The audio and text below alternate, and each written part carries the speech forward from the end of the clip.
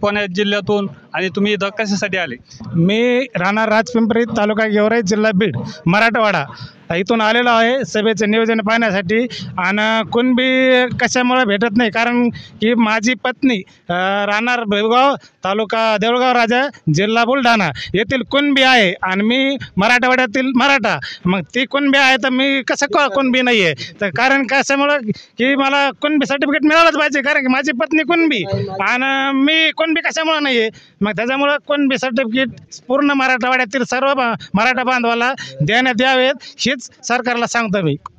150 acre जे केलेलं आहे, आमच्या महिलांनी काय केलं तर ते म्हणले इथं जाऊन सराटा आंतरवालीला ह्या भामट्या सरकारने हल्ला केला महिलावर.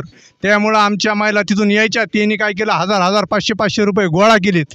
ते म्हणले आम्हाला इथं आपलं काहीतरी खारीचा वाटा पाहिजे राजपिंपरीकरांचा. त्यासाठी आमच्याकडे त्यांनी 51,000 असं पॅकेट दिलं आहे आणि हे ह्या शाखेवाल्यांनी स्वीकारावं तयार नाहीत आणि स्वीकारायला तयार नाहीत. आपण आता मी इकडचा असल्यामुळं मी तुम्हाला माहितीच तो हे सांगू शकतो की जरांगे पाटलाचं असं म्हणणं आहे की आमचा गोदाकाठचे हे जे 123 गाव आहेत, ह्या 123 गावांनीच हे जे सगळं उचललेलं आहे आणि एवढी वेळेस ते त्याच गावाने हे करणार आहे, म्हणून ते तुम्ही निधी आणला आहे पण ते स्वीकारायला तयार नाहीत. आणि ह्या गावातूनच एवढी मदत आलेली की आपल्याला लागते त्याच्यापेक्षा सुद्धा मदत तिथं शिल्लक झालेली, म्हणून शिल्लक पैशाची आवश्यकता नाही. तरी आपण ग्राउंड स्थळी आलेलो आहेत आणि इथं आल्यानंतर पाहिलं की इथं जवळपास 150 एकर जमीन दिलेली आहे आणि याच्यामध्ये जमीन ही सगळ्या समाजाची आहे. तर इथं स्थानिकचे काही आहेत नागरिक बाळासाहेब चेपटे हे इथं आहेत, तर त्यांना विचारू की त्यांना इथं जे सगळ्या जमिनी दिल्यात त्याच्याबद्दल. मुळात आता ही जी सभा होत आहे ना, तर ही आंतरवली सराटी आणि रामगव्हाण बुद्रुक ह्या सीमेवर होत आहे, म्हणजे शिवार. आता याच्यामध्ये एक शिवभाऊ म्हणून आम्ही एक 50 ते 60 एकर जमीन उपलब्ध करून दिली, काही पार्किंगसाठी पण दिली पलीकडल्या बाजूला पण.